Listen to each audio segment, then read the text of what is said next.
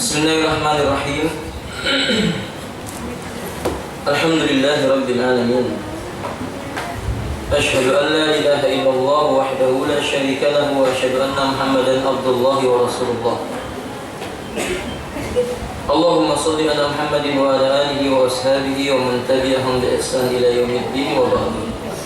Ya Tuhan, rahimani wa rahimakumullah. Istamir dirasatana في هذا الصباح من كتاب فقه السنة للنساء للشيخ أبي مالك رحمه الله تعالى. والآن باب ستر العورة. صحيح؟ Maaf Udra. Di antara syarat sahnya sholat yang keempat adalah satrul aurati ma'al qudrati, menutup aurat jika dia memiliki kemampuan untuk melakukannya. Wa daliluhu qauluhu ta'ala, berdasarkan firman Allah Ta'ala, ya bani Adam khudhu zinatakum inda kulli masjidin. Wahai anak Adam, kenakanlah oleh kalian perhiasan kalian setiap kalian hendak masuk ke masjid, yakni salat. Wal murad bizina, yang dimaksud dengan perhiasan adalah ma yasturul aurata, sesuatu yang menutupi aurat. Wal masjid, dan yang dimaksud dengan masjid adalah as-shalah, yaitu salat. Ai berarti maknanya adalah istaru auratakum inda kulli salatin. Istaru auratikum inda kulli salatin, tutupilah aurat kalian setiap kalian hendak melakukan sholat. Aurat itu apa artinya? Secara bahasa aurat itu maknanya adalah sesuatu yang jika tampak maka dia menjadi aib baginya. Dalam syariat Islam, maka yang disebut dengan aurat adalah anggota tubuh yang diwajibkan oleh syariat untuk ditutupi dari pandangan orang selain suaminya atau mahram baginya. Haddu auratil mar'ati fi shalah, ada batasan yang perlu diketahui tentang aurat berbeda bagi wanita di luar sholat dengan batas aurat ketika wanita sedang sholat. Yang pertama, idza shalatil mar'atu walau bi khadratil ajanibi fa 'alaiha an tastara jami'a badaniha illa al-wajha wal kaffaini indal jumhuri. Bila wanita mengerjakan salat sekalipun hadirnya orang selain mereka, maka wajib baginya untuk menutupi seluruh anggota tubuhnya kecuali bagian wajah dan telapak tangannya. Ini menurut pendapat jumhur para ulama. Diterangkan dalam kitab Majmu' Fatawa jilid yang ke-22, halaman yang ke-113 sampai 120. Dua, idza dhahara minha syai'un mimma yajibu satrahu bihadratil ajanibi fahiya asimatun. Bila kelihatan dari anggota aurat yang wajib ditutupi oleh seorang wanita karena adanya lelaki yang bukan mahramnya, bila tampak darinya maka dia berdosa. Lakinna, akan tetapi, la tubtilu sholatahu, tidak membatalkan sholatnya. La tubtilu sholatuha, sholatnya itu enggak batal. Alas shahihi min aqwalil ulama, menurut pendapat ulama yang paling kuat. Misalnya wanita sholat kemudian lengannya kelihatan atau betisnya kelihatan, padahal ada laki-laki yang bukan mahramnya ketika itu tersingkap, maka tidak batal. Idla dalila ala budlani sholati bidzalik, kata beliau, alasannya karena memang tidak ada dalil yang menerangkan batalnya sholat wanita yang dalam keadaan seperti itu. Tapi ingat, ini termasuk perbuatan apa? Asimah, wanita yang berdosa. Yang ketiga, Amma idza kanatil mar'atu tusalli munfarida aw yaqturuha az-zawju aw al-maharimu fa innahu yajuzu la kasfu wajhiha wa kafaiha fi sholati kadzalika wa huwa qaulu aksar ulama. Adapun seorang wanita yang ketika mengerjakan sholat sendirian atau dia sholat ada suaminya atau mahram baginya, maka boleh baginya membuka wajahnya, dua telapak tangannya di dalam sholatnya, karena inilah pendapat yang dipilih oleh mayoritas para ulama. Wa binisbati li sya'ril mar'ati fi shalah, sedangkan jika dinisbatkan dengan rambut wanita di dalam sholat, faqad warada hadisin, terdapat riwayat yang dikeluarkan oleh Imam Abu Daud, Tirmidzi, dan disebutkan pula dalam kitab Jami' Ahkamun Nisa oleh Syekh Mustafa Al-Adawi. Nabi mengatakan la yaqbalullahu sholata haidin illa bi khimarin. Allah tidak akan menerima salat wanita yang telah mengalami masa haid, maksudnya yang dewasa, kecuali dengan menggunakan khimar. Apa khimar, Bu? Kerudung yang menutup kepala.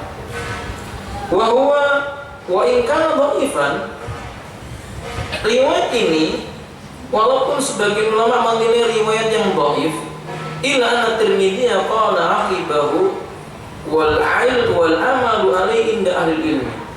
Kecuali Imam Tirmidzi mengomentari akhir hadis ini dengan berkata wal amalu alaihi inda ahli ilmi.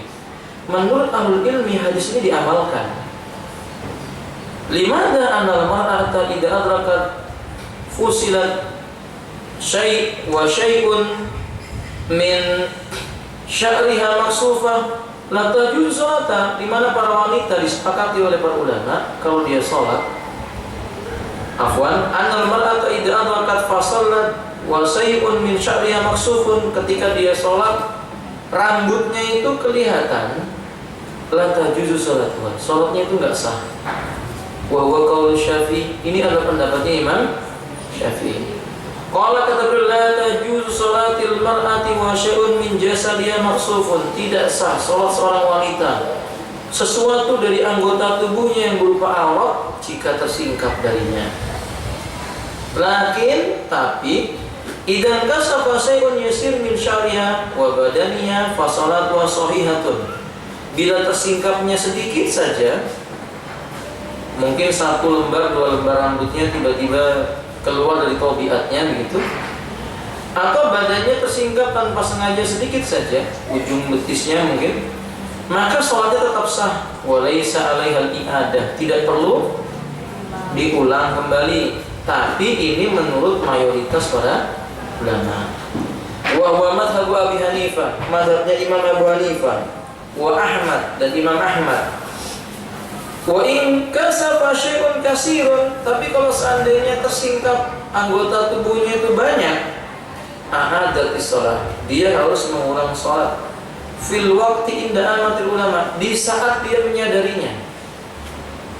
Menurut pendapat para ulama dari kalangan imam yang 4 dan yang lainnya, diterangkan dalam kitab Majmu' Fatawa Ibnu Taimiyah jilid yang ke-22 halaman 123. Wallahu a'lam bishawab. Amma qadamul mar'ati fi shalah, adapun kakinya wanita di dalam sholat, faqad warada hadisu Ummi Salamata anna sa'alatin Nabiy sallallahu alaihi wasallam. Telah tetap riwayat dari Ummu Salamah, beliau bertanya kepada Nabi sallallahu alaihi wasallam, akhrajahu Abu Daud wal Baihaqi, idza kana ad-dar'u sabighan, idza kana ad-dar'u sabighan yuqtabura qadamaiha, yani atusallil mar'atu fi dir'in wa khimarin laysa 'alaiha izar, harus bolehkah wanita itu sholat dengan menggunakan dir'un dan juga khimar, baju, kemudian kerudung, dan tidak pakai sarung? Kata beliau, nggak apa-apa kalau memang bajunya luas sampai menutupi punggung telapak kakinya. Tapi hadis ini dhaif. Riwayat ini dhaif, dan Imam Syafi'i berkata dalam kitab wa kulul mar'ati aurat. Jadi kalau disebutkan sampai menutupi punggung telapak kakinya saja, Berarti kan bagian telapak kakinya tidak mengapa kelihatan.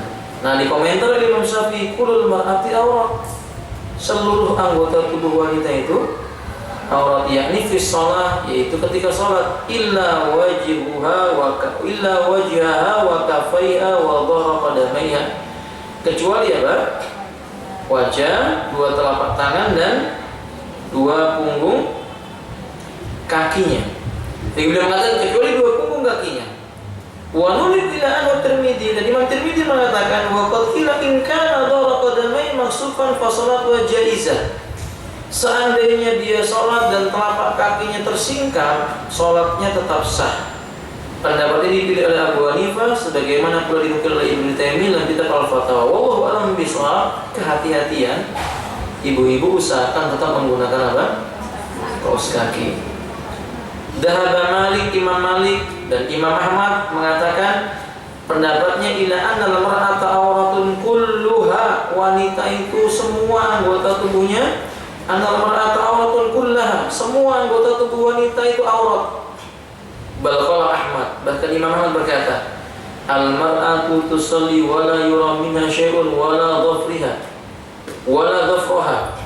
Sesungguhnya wanita itu aurat bila dia sholat, tidak boleh dilihat apapun dari anggota tubuhnya, bahkan kukunya. Bahkan kukunya tidak boleh terlihat. Qultu, kata Syekh Malik, walladhi yatarajjahu li jawaz sholati ma kasbi dhahiril qadami fi ghairi hadratil ajanib.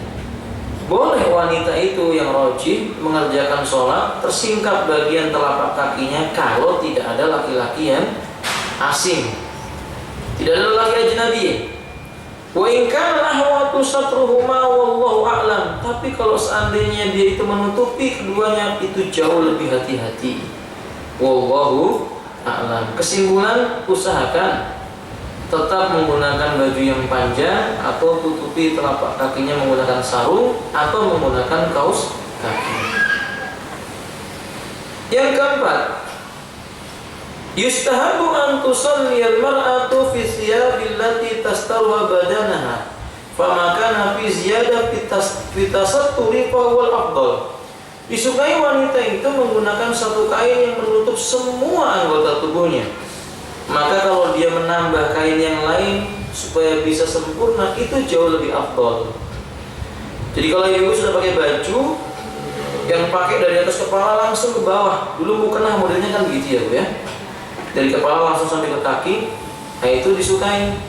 Tapi kalau mereka mau menambahkan kain yang lainnya supaya hati-hati, boleh, afdal. Makanya Imam Syafi'i mengatakan, qad ittafaqa 'amatum 'ala ad-dir'i wal khimari wa ma zada fa wa khairun wa astar. Sepakat para ulama mayoritasnya mengatakan bahwa menggunakan baju dan kerudung wajib. Kalau dia menambahi sesuatu yang lain, itu lebih baik, jauh lebih menutup tubuhnya. Wa li'annahu idza kana 'ala jilbab fa inna tujafi raqi'atun wa sajidatun li alla tasifu siyaba fatabayyana ajizatuha wa mawadhi'a awratiha. Kata beliau, karena bisa jadi kalau manusia mencukupkan dengan jilbab saja, nanti ketika ruku atau dia sujud bisa jadi menyingkap, terangkat kainnya sehingga tempat-tempat auratnya itu terbuka. Tapi kalau dia menambahi dengan sarung, saat dia ruku bagian roknya yang terangkat itu tetap ditutupi dengan sarungnya ini. Ini yang lebih afdal. Diterangkan oleh beliau di dalam kitab Al-Mughni wal Syarhul Muhadzab dan kitab Jami' Ahkamun Nisa. Yang kelima, amal mar'atu idza kanat amatan laisa hurratan laisa hurratun. Misalnya wanita itu budak, bukan orang merdeka, laisa hurrah, fahiya kal hurrati. Dalam masalah sholat ya dia sama dengan wanita yang merdeka hukumnya. Illa, kecuali annahu yajuzu laha an tusalliya kasifa sya'raha bi ittifaqil ulama illa al-Hasan wa Atha. Kecuali wanita budak itu dia boleh sholat walaupun kepalanya tidak ditutupi kain.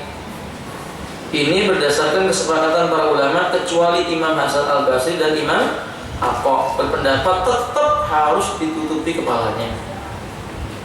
Alhamdulillah di negeri kita nggak ada budak.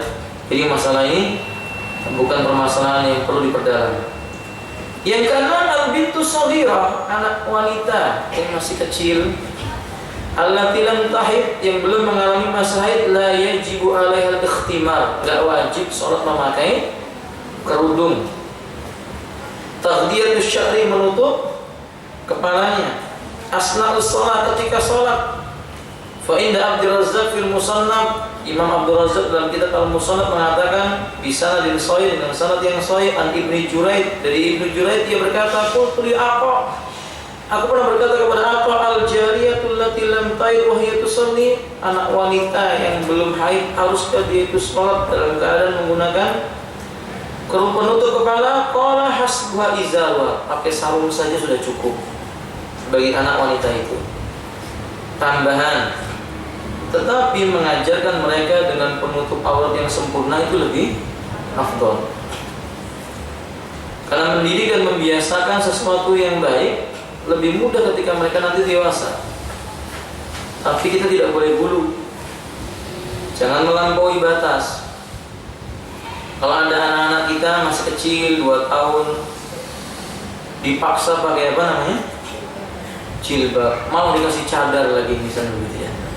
2 tahun disuruh pakai cadar. Dan ini bersikap hulu namanya, melampaui batas. Tapi kalau dia mau boleh pakai cadar, tidak dilarang. Tapi dipaksa itu ya nggak boleh.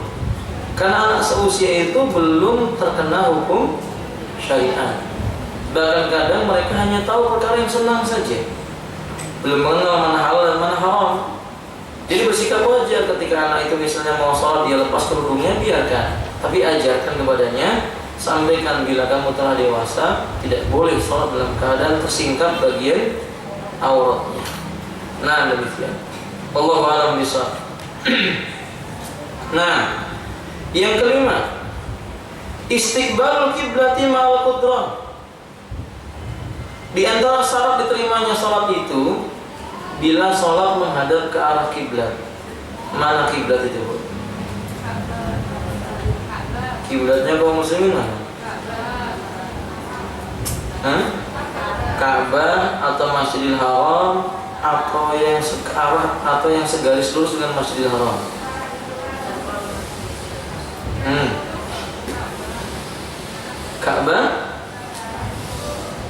Ka'bah, misalnya ini Ka'bah ya. Ini Ka'bah sebagai perumpamaan. Bu sholat sini. Kemudian panjang softnya. Yang ini ngadep Ka'bah enggak? Ini kan Ka'bahnya segini nih, Bu. Softnya panjangnya 100 km. Misalnya. Yang lainnya yang ngadep Ka'bah kan cuma yang di sini ya, Bu. Yang lainnya ngadep Ka'bah enggak? Kalau dalam Masjidil Haram, orang yang sholat di Masjidil Haram wajib semua menghadapkan ke arah Ka'bah. Maka bentuk softnya bagaimana? Melingkar. Di luar Masjidil Haram kemana arah kiblatnya? Di luar Masjidil Haram di mana arah kiblatnya? Arah kiblatnya di mana? Jangan takut salah, Bu. Ibu di Indonesia arah kiblatnya kemana? Ke barat. Sudah kalau di Suriname lah kemana? Suriname itu banyak orang Jawa, sholatnya tetap aja menghadap ke barat. Padahal nggak di sana kiblatnya gitu. Gimana, Bu? Ya. Fawalli wujuhakum satral masjidil haram. Palingkanlah wajah kalian itu ke arah Masjidil Haram. Maksudnya, bila ini Masjidil Haram, maka ada garis lurusnya ke kanan dan ke kirinya. Maka setiap orang yang sudah menghadap garis lurus ini sudah dianggap menghadap ke arah kiblat. Makanya di luar Masjidil Haram tidak ada sholat yang melingkar. Walaupun masjidnya dekat dengan Masjidil Haram, mereka sholatnya nggak bikin lingkaran. Karena diarahkan kemana? Satrah. Satrahnya yaitu garis lurusnya Masjidil Haram. Ini penting dicatat, diketahui, karena betul kiblat kita Ka'bah asalnya. Ketika manusia sholat tidak mesti harus tepat menghadap Ka'bah. Di saat dia segaris lurus dengan Ka'bah, yang Nabi Shallallahu Alaihi Wasallam itu mengatakan dalam hadis yang sahih, Bainal masyriqi wal maghribi kiblatun liman yusalli. Jarak antara timur ke barat itu menjadi kiblat bagi orang yang sholat. Maksudnya jarak antara timur dan ke barat karena di kota Madinah menghadap ke selatan kiblatnya. Jadi kalau seandainya ditarik garis lurus, kalau kita kan ini ke barat ya Bu ya, katakanlah Ka'bah di tengah, ditarik garis lurus dari selatan sampai ke utara, garis lurus begitu. Ketika kita sholat menghadap garis lurusnya ini sudah dianggap menghadap ke arah kiblat. Jadi maksudnya jangan bingung-bingung cari kompas, cari apa segala macam, bingung ini rebutan masalah mengatur shaf. Ada yang mereng, ada yang lurus, bertengkar pindah masjid gara-gara mereng dan lurus. Ini tidak dijatuhkan oleh Islam. Ketika kita sudah berusaha untuk menghadapkan ke arah kiblat, Allah mengatakan, "Fawalli wajhaka satral masjidil haram." Hadapkanlah wajahmu itu ketika salat ke arah Masjidil Haram. Wa haitsuma kuntum fawallu wujuhakum satrah. Dimanapun kamu berada, kamu cukup menghadapkan satrahnya. Satrah, paham itu satrah?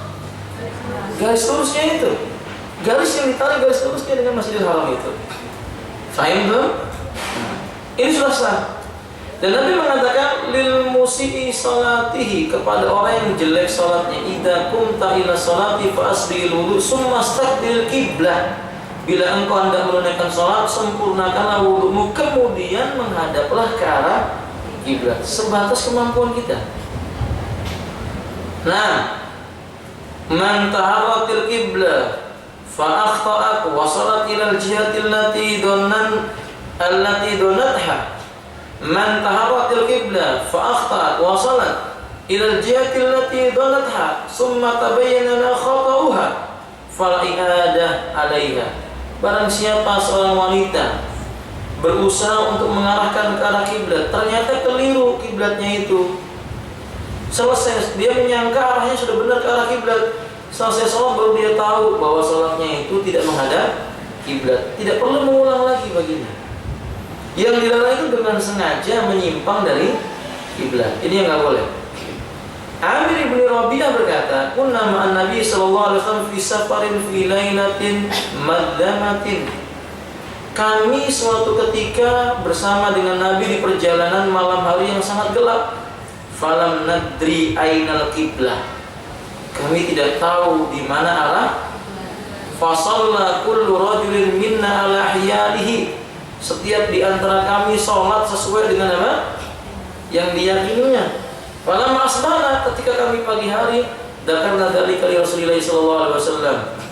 Kami ceritakan hal itu kepada Rasulullah sallallahu alaihi wasallam. Fanazalat, turunlah ayat Allah di dalam Al-Qur'an surah apa Ibu? Al-Baqarah ayat 239, fa aynama tuwallu fasamma wajhullah. Dimanapun engkau menghadapkan wajahmu, di sana kamu akan menjumpai wajahnya Allah tabaraka wa taala. Ya, fa inama tuwal fasama wajhullah, dimanapun kamu hadapkan wajahmu, maka kamu akan menjumpai di sana ada wajahnya Allah Taala. Di sana kamu menjumpai Allah Taala. Berarti kalau kita sudah sholat, dimanapun kita sudah meyakini kiblat, ya itu sah. Kalau di tengah-tengah sholat ada yang berkata salah kiblatnya Bu, putar balik, ya benar. Berarti Ibu harus apa? Memutar balik, jangan diulang dari awal. Wa yajuzu tark istiqbal qiblah fi halatain. Bahkan boleh kita tidak menghadap kiblat karena ada dua keadaan. Fi sholatin nafilah lil raqib, orang yang mengerjakan sholat sunnah di atas punggung kendaraannya. Fa yajuzu idza kunti raqibatun sayyarah, raqibatu sayyaratin, kata beliau, boleh kalau seandainya engkau raqibatu sayyarah sebagai penunggang kendaraan mobil, aw nahwiha atau selainnya, antusaliyan nafilah, salat sunnah di atas kendaraan itu, wala yalzimu istiqbal kiblat, enggak harus engkau hadapkan dirimu ke arah kiblatnya. Kendaraan enggak mungkin ke kiblat terus. Ya, kalau dia ke kanan dia ke kanan, kiri dia ke kiri. Maka Ibnu Umar mengatakan karena dulu Nabi SAW yusabbih, beliau bertasbih. Maksudnya apa? Yusolli, mengerjakan sholat ala rahilati, yaitu sholat sunnah di atas ontanya. Qibala ayyi wajhin tawajjuh, kemana saja ontanya itu bergerak beliau menghadap. Wa yutiru alaiha ghaira annahu la yusalli alaiha al-maktubah. Wa yutiru alaiha ghaira annahu la yusalli alaiha al-maktubah. Beliau lakukan itu biasa, dan dia mengganjilkan sholat kalau di malam hari, kecuali sholat wajib beliau nggak pernah sholat di atas apa? Kendaraan. Nah, di sini dikeluarkan oleh Imam Al-Bukhari secara takrib dan juga oleh Imam Muslim. Wa taqulu shalah ima'u bi ra'si bihaitsu yakunu sujudi ahfadu min ruku'. Cara salatnya dengan menggerakkan kepala ditundukkan ketika ruku dan sujud. Sujud lebih menunduk dibandingkan ketika ruku. Nah, ini berarti boleh salat sunnah di atas kendaraan. Salat wajib boleh enggak?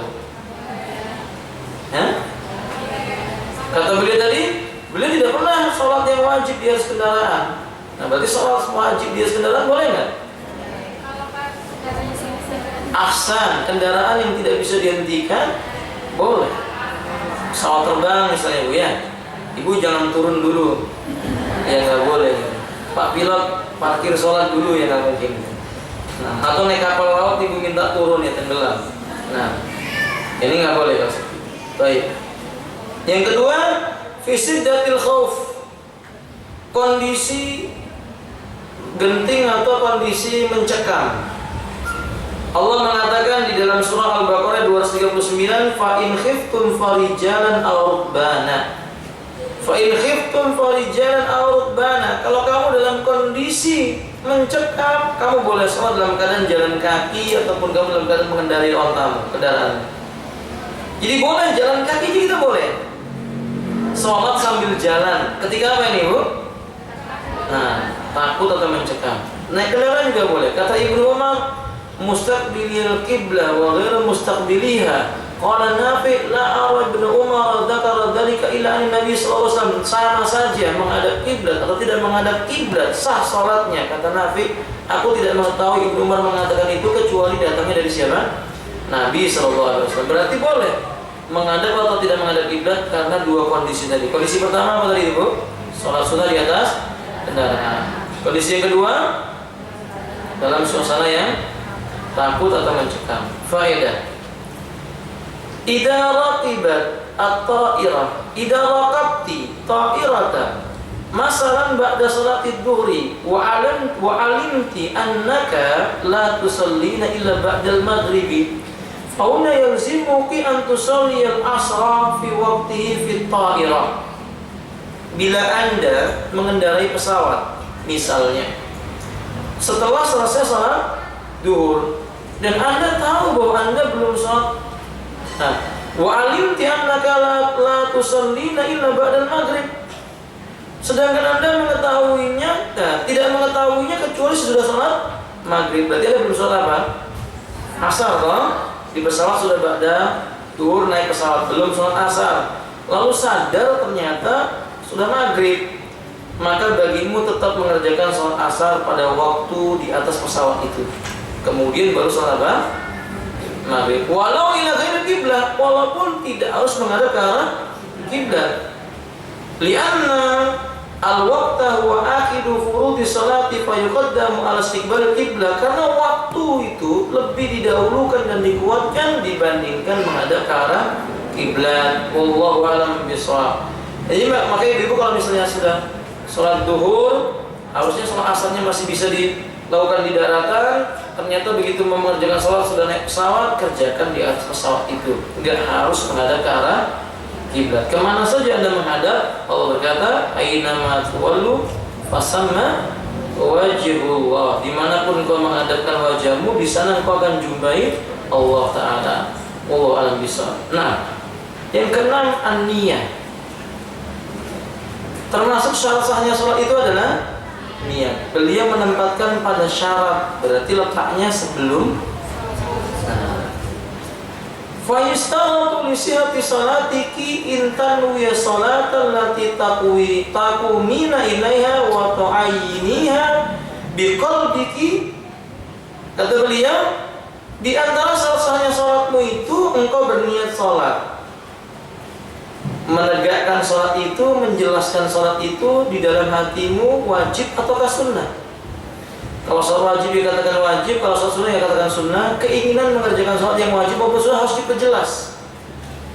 Wa haula umurun tujaddirul isyaratu ilaiha. Ini perkara yang jelas. Ini para ulama sepakat dalam masalah ini. Harus ada niat. Cuma para ulama berbeda pendapat, apakah niat itu boleh di lisan atau tidak. Yang benar kata beliau, la khilafa bainal ulama fi anna mahal niyyah al-qalb. Pada asalnya seluruh para ulama sepakat niat itu terhitung niat karena tempatnya di dalam dunal lisan, bukan di fi jamil ibadati wa minas shalah. Semua ibadah apapun juga niatnya itu tidak di lisan, tapi niatnya di dalam hati. Tidak terkecuali ibadah sholat. Maka mengucapkan usolli fardhu dhuhri itu enggak ada hadisnya. Ketika wudu mengucapkan apa ibu? Nawaitul wudu'ah juga enggak ada hadisnya. Ketika ada orang mau melaksanakan puasa mengucapkan nawaitu shauma ghadin, itu juga enggak ada hadisnya. Cukup sesuatu yang terlintas dalam hati Anda ingin melakukan apa yang Anda ingin kerjakan, itulah niat. Fahim belum? Ke majelis taklim ini tadi berniat nggak bu? Iya. Mungkin sudah tadi malam niatnya. Besok Senin, insyaallah kita fiqhus sunnah. Disiapkan bukunya, berarti sudah niat. Kan nggak ada ibu berkata, awaitu adhab ila majlisil ilmi bi kitabi fiqhi sunnati di pondok nabita ma'a ustadzi fulan bin fulan hafal ibu? Nah, nggak ada yang seperti itu. Nah, ketika menikah juga demikian. Nikah itu ibadah. Nggak ada orang menikah itu dia mengucapkan niat nawaitu atazawwaju imra'atan fulana bintu fulan, nggak ada. Kesimpulan, berarti melafalkan niat itu termasuk perbuatan baru dalam agama. Maksudnya perbuatan baru, Nabi tidak melakukan, dilakukan oleh orang itu. Maka Allah menasihati kita, laqad kana lakum fi rasulillahi uswatun hasanah. Sungguh bagi kalian pada diri Rasulullah SAW ada suri tauladan yang baik. Ambil saja dari Nabi. Lawan Nabi tidak pernah usolli, sudah cukup. Nabi usolli ustaz, apa dalilnya? Sallu kama ra'aitumuni usolli. Kan ada hadis yang berbunyi sallu kama ra'aitumuni usolli. Tapi kan orang Jawa diplesetkan. Sallu kama ra'aitumuni usolli. Salah. Hadisnya yang benar sallu kama ra'aitumuni. Salatlah kalian sebagaimana kalian melihat aku mengerjakan salat. Jadi bukan mengucapkan usolli, salah. Nah, wallahu a'lam bishawab. Yang kedua, la khilafa fi anna man takallama bi lisani sahwan bi khilafi mana fi qalbi kan i'tibar bi mana fi qalbi. Tidak ada perbedaan pendapat. Orang yang mengucapkan dengan lisannya sahwan karena mungkin lalai, berbeda dengan apa yang ada pada hatinya yang dihukumi sebagai niat itu yang tersimpan dalam hati. Laki-laki dipaksa oleh mertuanya, kamu kalau nggak mengucapkan cerai kepada istrimu, saya bunuh kamu. Maka dikatakan saya ceraikan istri saya, misalnya gitu. Padahal hatinya tidak ingin menceraikannya, karena dia dipaksa oleh orang lain. Ucapannya nggak dihitung, karena tidak ada niatan menceraikan. Yang tersimpan itu di mana? Yang dihukum itu yang tersimpan di dalam hatinya.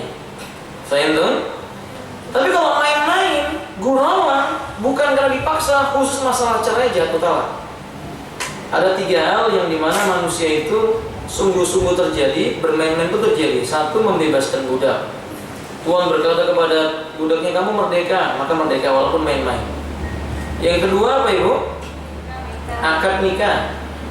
Lelaki berkata kepada temannya, saya nikahkan kamu dengan putriku fulana bintu fulan. Lalu dijawab, saya terima nikahnya, maharnya sebutkan gitu ya. Ada orang yang melihat, sah nikahnya walaupun main-main. Yang ketiga, lelaki yang mengucapkan talak kepada istrinya, dia sendaguro lalu berkata, kamu sekarang saya talak. Itu jatuh talak walaupun main-main. Makanya hati-hati, nasihati suaminya jangan gampang mengucapkan kalimat talak. Nah, demikian pula dalam masalah niat beribadah yang lain yang dianggap yang dinilai itulah hatinya. Orang yang berperang misalnya, dohirnya dia berkata saya berperang ini karena Allah Ta'ala, tapi kalau hatinya itu menginginkan harta rampasan perang yang dinilai oleh Allah yang tersimpan dalam hatinya. Bukti bahwa niat itu tempatnya dalam hati hadis Bukhari ketika Nabi mengatakan begini, al-qatilu wal maqtulu kilahuma finnar. Si pembunuh dan yang dibunuh dua-duanya di neraka. Sahabat bertanya, kalau yang membunuh di neraka, masa yang dibunuh di neraka ya Rasulullah? Kata Nabi SAW, sesungguhnya dua orang itu punya niat saling membunuh, cuman yang terbunuh keduluan sama orang yang membunuh. Berarti orang itu punya niat dan dia tidak mungkin perangnya mengucapkan saya niat bunuh kamu, kan nggak gitu. Tapi tersimpan di mana? Itu bukti bahwa niat disimpan dalam hati. Tidak perlu dilafazkan. Qala Syekhul Islam Ibnu Taimiyah, afwan yang ketiga dulu, asalis wala khilafa aidan anna al-jara bin niyyati fi salatin minal bid'ah sayyi'ati. Tidak ada perbedaan pendapat para ulama bahwa menjaharkan niat usolli misalnya di dalam salatnya ini termasuk perkara yang disebut dengan bid'ah. Apa tuh artinya bid'ah itu? Jangan a priori dulu ya. Apa artinya bid'ah? Ya, secara bahasa bid'ah itu artinya sesuatu yang tidak ada menjadi. Misalnya firman Allah dalam Al-Quran, badi'us samawati wal ardh. Allah dialah yang mengadakan langit dan, berarti langit itu bid'ah atau enggak? Bumi itu bid'ah atau enggak? Ya, secara bahasa disebut bid'ah karena dulunya enggak ada kemudian menjadi. Mobil bid'ah atau tidak? Dulu nggak ada mobil, sekarang ada mobil, maka mobil disebut dengan. Boleh nggak membuat bid'ah mobil? Boleh, karena itu urusan dunia. Untuk urusan agama nggak boleh. Agama itu hak mutlak milik Allah. Nggak ada dalam agama itu berinovasi, nggak ada itu. Nggak ada inovasi sholat, nggak ada. Nggak ada sholat model 2014, nggak ada itu. Sholat dari zaman Nabi sampai hari kiamat nggak boleh berubah. Takbiratul ihram mengangkat tangan, membaca doa istiftah, membaca al-fatihah, ada rukuk, sujud dan yang lainnya. Tidak boleh berubah. Nah, niat juga demikian pula. Niat itu kan ibadah. Maka nggak boleh seseorang itu yang Nabi tidak pernah mengucapkan dengan lafaz-lafaz yang demikian usolli misalnya, lalu mereka mengucapkannya. As-sayyi'ah berarti dia sesuatu yang jelek. Ustaz, kami terbiasa dengan usolli. Mulai sekarang dibiasakan itu cuma di dalam apa? Jangan dijaharkan lagi. Syekhul Islam Ibnu Taimiyah dalam kitab Majmu' Fatawa jilid yang ke-22 halaman 233 berkata, al-jaru bin niyati fi sholati minal bid'i sayyi'ati laisa minal bid'il hasanati. Menjaharkan niat di dalam salat termasuk bid'ah yang jelek, bukan bid'ah yang baik. Wada mutabqan alaihi bainal muslimin, ini sepakat kaum muslimin tentang masalah ini. Walam yakul ahadun minhum ayyad annal jara bin niyati mustahab. Tidak ada satu ulama Ahlussunnah pun yang mengatakan menjaharkan niat itu disukai. Wala huwa bid'atun hasanah, dan tidak ada yang mengatakan bid'ah hasanah. Faman qala dzalika faqad khalafa sunnah Rasulullah sallallahu alaihi wasallam. Barang siapa mengatakan bahwa mengucapkan usul itu bid'ah hasanah, dia menyelisih sunnahnya Nabi. Wa ijma'il a'immah, dan kesepakatannya para ulama al-arba'ah yang 4. Wa ghairi dan selainnya. Yang 4 itu siapa saja itu? Abu Hanifah, Malik, Syafi'i dan Imam Ahmad bin Hanbal.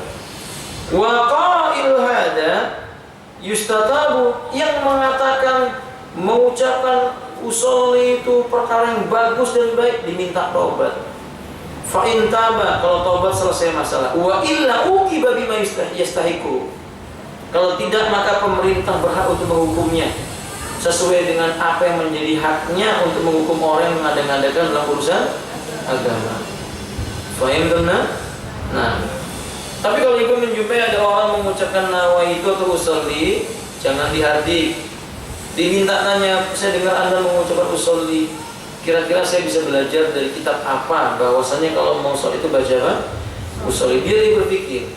Jangan ibu katakan, tahu enggak, niat itu enggak di lisan. Kamu meniatkan lisan itu bid'ah. Kullu bid'atin wa kullu dhalalatin. Berantem kalau begini. Ya, jadi dengan cara yang santun.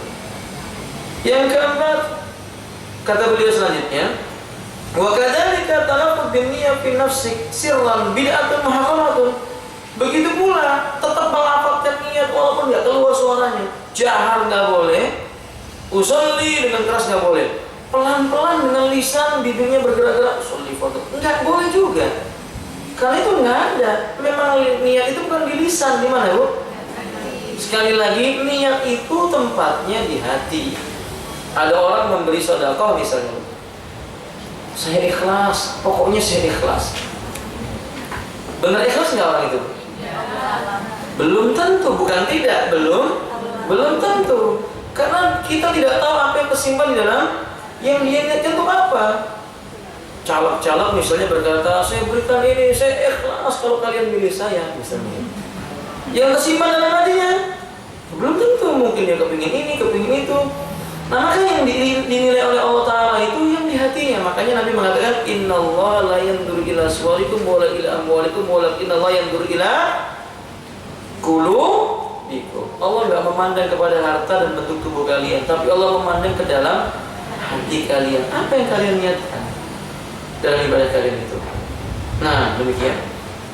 Li'anna Nabi sallallahu alaihi wasallam lam yunqal anhu wala an ahadin min ashabati annahu talaqqu qabla takbiri bilafdin niyyah. Alasannya karena Nabi tidak pernah dinukil dari beliau, tidak pula dari para satu orang sahabat pun yang ketika mau sholat mulutnya bergerak-gerak sebelum takbiratul ihram dengan mengucapkan lafaz niat. Enggak ada.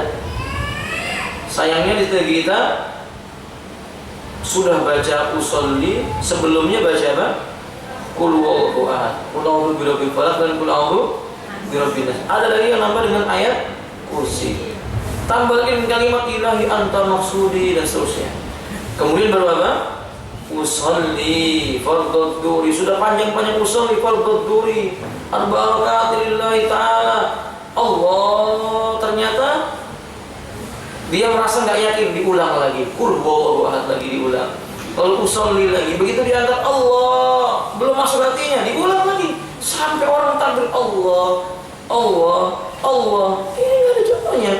Nabi itu cuma berkata kepada para sahabat, menghadap sahabat, luruskan safnya, rapatkan safnya, atau Allah akan menjadikan wajah kalian saling berpaling. Kemudian Nabi menghadap kiblat, Allahu Akbar, sekali aja. Itu pun nggak panjang-panjang, gitu. Allahu Akbar, kesuwen, ya. Ini nggak ada contohnya. Cukup dengan apa? Allahu Akbar. Dan biasanya orang-orang yang sholatnya seperti itu, ibu, tasyakku, hatinya itu ragu, penuh dengan keraguan-keraguan. Allah, seolah-olah dimasukkan. Kita bingung juga apa yang dimasukkan sama dia itu. Atau mungkin ibu ada yang pernah seperti ini? Allah diputar-putar, Akbar. Misalnya, ada ya Bu? Masa lalu berarti ya. Nah, maka ibu dan sekalian rahimani, wah itu nggak ada contohnya. La sirran wa la jahran. Baca niat dengan dilafalkan itu baik sirriyah maupun jariyah tidak ada dalilnya. Wala qala, maka nggak perlu berkata usolli lillahi salatan kada mustaqbil qiblat arba rakaatin imaman atau makmuman. Kalau puasa misalnya, kalau puasa niatnya apa biasanya orang itu? Nawaitu shoma wajib an adain dan seterusnya. Kalau sholat id kira-kira mereka yang dibaca apa? Karena ada pertanyaan, sholat itu wajib atau sunnah? Bu, sholat itu sunnah atau wajib? Hah? Sunnah muakkad? Salah satu di antara ulama yang mengatakan sunnah muakkad, tapi ada ulama yang mengatakan hukumnya wajib. Apa alasan wajibnya? Bila hari Jumat bertemu dengan hari raya, orang yang sudah sholat id tidak wajib sholat Jumat. Padahal sholat Jumat itu hukumnya apa? Wajib. Nggak mungkin kalau sholat id itu cuma sunnah. Kan yang sunnah nggak boleh menggugurkan yang wajib. Nah misalnya katakanlah bingung ini wajib atau sunnah, mau niatnya gimana coba? Usolli sunnatan atau usolli fardiyatan? Mau pilih yang mana? Atau pilih dua-duanya, usolli imma sunnatan wa imma fardiyatan. Ya malah lebih bid'ah lagi. Nah. Lalu kata beliau, wala qala adan wala qadhan, enggak ada itu adan wala qadhan wala syai'an min hadza fa hadza kullu min al-bid'i. Semua itu termasuk mengada-ngada dalam urusan agama. Diterangkan dalam kitab kitab Zadul Ma'ad oleh Imam Ibnu Qayyim jilid 1 halaman 51. Al-aslu an takuna niyyah muqarinah muqaranatun litakbiri qablahu mubasyarah. Niat itu pada asalnya memang dihadirkan ketika mau takbiratul ihram. Anda datang ke masjid, masuk ke dalam masjid, pasti Anda ingin memilih sholat apa. Betul, dari rumah niatnya sholat ke masjid. Soalnya begitu sampai ke masjid, jamaah belum tegak, Anda ingin tahiyatul masjid. Ketika itu hati pas sudah mengatakan tahiyatul masjid dulu lah, Allahu Akbar, itu sudah niat. Fahim? Keinginan melaksanakan sholat tahiyatul masjid sudah disebut dengan niat. Ternyata qomat dikumandangkan, waktunya sholat maghrib, dan Anda bukan sholat yang lainnya, tentu bersama imam hadir ya mau sholat maghrib. Nggak mungkin imamnya sholat maghrib sementara belum masuk isya, ibunya sholat isya, mustahil. Itu udah dianggap niat. Fahimtunna? Amma niyatu idza fil qalbi ba'da takbiratul ihram fa inna la tujzi. Adapun niatnya itu kalau dihadirkan sudah takbiratul ihram, udah takbir Allahu Akbar, ini sholat zuhur lah, itu batal. Fahim? Maka niat itu mestinya sebelum takbiratul, kemudian mubasyarah setelah itu langsung takbiratul ihram. Tambahan, adapun yang mengatakan niat itu hadirnya bersama dengan takbiratul ihram, bid'ah, enggak ada hadisnya. Adalah dengan Allah itu dilamakan karena dia mengatakan sedang membacanya di dalam apa? Ini enggak ada contohnya dalam Islam. Nah, yang keenam kata beliau, la yajibu an tatafaqa niyatul imam wal ma'mum fi shalah. Enggak mesti harus sama antara niatnya makmum dengan niatnya. Bisa jadi si imam sholat wajib, si makmum sholat sunnah. Sebaliknya si imam sholat sunnah, si makmum sholat wajib. Fa yajuzu tidau al-mutanafilu bil muftar. Sholat sunnah boleh bermakmum dengan sholat wajib, sebaliknya sama. Sholat wajib boleh bermakmum dengan sholat sunnah, tidak ada larangannya. Bisartin, tambahan dari beliau ini ya, dengan syarat Allah takuna ada rakaatil imami aksar min ada di rakaatil makmumi. Selama jumlah rakaatnya si imam tidak lebih banyak dibandingkan dengan rakaatnya si makmum. Misalnya ada orang mau mengerjakan sholat 4 rakaat, makmumnya 2 rakaat, berarti makmum harus ikut siapa? Imam. Untuk saya katakan, nanti ada penjelasannya. Sebenarnya Bu, kita lanjutkan dulu. Bahwasanya dia ada fi maudi fi sahihaini ala nabiyyi innamal a'malu binniyat wa innamal likulli imrin ma nawa. Karena Allah Nabi mengatakan setiap amal itu bergantung dengan niatnya dan manusia diberi pahala oleh Allah karena apa yang telah dia niatkan. Kata Ibnu Hazm, fa nasu alaihi salamu nassan jaliyan. Di sini Nabi memberikan penjelasan dengan nas yang sangat terang. Ala anna likulli ahadin ma nawa. Setiap orang itu diganjar sesuai dengan apa yang dia fasoha yakinan anna lil imami niyatau lil ma'mumi niyatau. Maka sah salatnya imam punya niat yang berbeda dengan makmum yang punya niat berbeda. Wala ta'alluqu li ihdahuma bil ukhra. Enggak ada kaitannya antara mereka, niatnya masing-masing itu diganjar oleh Allah Taala. Nah, gimana kalau ibu-ibu belum sholat maghrib, jamaahnya sedang sholat apa? Isya. Ibu sholat isya atau sholat maghrib? Yang benar sholat maghrib. Walaupun jumlah rakaatnya si imam lebih banyak dibandingkan, tapi makmum tidak boleh salam, menunggu sampai imam salam. Saya sudah terangkan ini Bu ya. Di rakaat ketiga ibu duduk tasyahud, imam naik rakaat keempat. Begitu imam nanti duduk rakaat keempat, imam salam, maka ibu ikut salam. Apa yang dibaca? Doa. Baca doa sebanyak-banyaknya. Nah, yang ketujuh lah tustaratu niyatul qasri liman arada qasra salat wa huwa qawlu ahmadis salat wa sayati fi maudi insyaallah. Misalnya ibu-ibu sholat asar di perjalanan, tidak harus mengatakan dengan niat saya niatnya mau qasar, enggak harus. Pokoknya kalau ibu sudah sholatnya di perjalanan, sholatnya itu sholat asar, ya udah tahu namanya sholat asar di perjalanan apa namanya, maka sudah sah. Insya. Ini pendapat yang dipilih oleh mayoritas para pendahulu kita dari kalangan salafun saleh. Wallahu ta'ala a'lam bishawab. Tayyib, sampai di sini ummahat, mudah-mudahan bermanfaat. Akhiru da'wana alhamdulillahirabbil alamin. Wallahu a'lam bishawab. Wa subhanakallahumma wa bihamdika asyhadu an la ilaha illa anta astaghfiruka wa atubu ilaik. Assalamualaikum warahmatullahi wabarakatuh.